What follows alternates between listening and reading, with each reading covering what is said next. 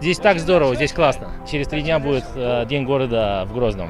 Приезжай сюда скорее, собирай быстро чемоданы, и мы ждем тебя здесь. Скорее, скорее, здесь классно, здесь очень здорово.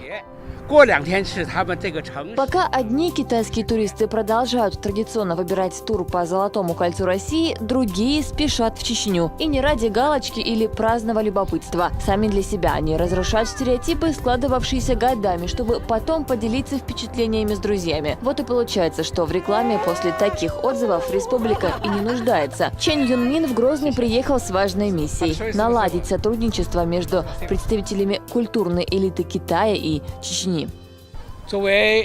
Нам очень понравился город, потому что видно, что он очень здорово восстановился после войны. И действительно, даже с точки зрения как архитектуры, так и с точки зрения традиций местных, мы увидели очень много интересного и познавательного, и действительно впечатляет. Надеемся, что за счет контактов культурных мы сможем наладить сотрудничество, и что будут многие китайские группы приезжать сюда и общаться с чеченским народом, и будем тоже друг друга узнавать. Почти все они в России были много раз. У кого-то за плечами холодный Мурманск, у других Дальний Восток, Москва, Санкт-Петербург. Но Чечню они для себя открывают впервые. Признаются, чеченское гостеприимство чувствуется в каждой мелочи, а улыбки местных жителей греют даже в октябре. Город очень красивый, и люди очень красивые. Красивые не только внешне, но и внутренне.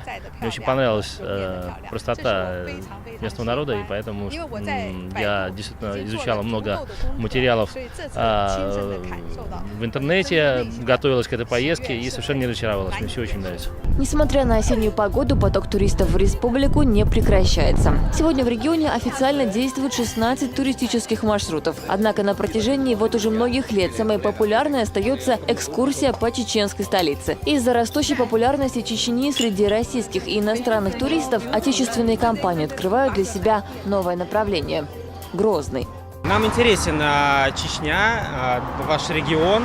Мы хотели бы сюда привлекать как можно больше туристов, потому что тот колорит, то национальная идея, которая здесь есть, мало где можно увидеть у нас в России.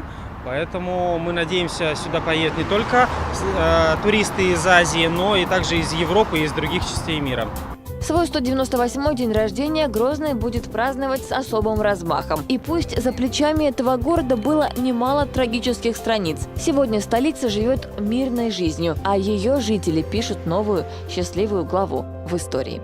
Седа Сапарова, Расул Арцухаев и Дани Хавхаров. Новости.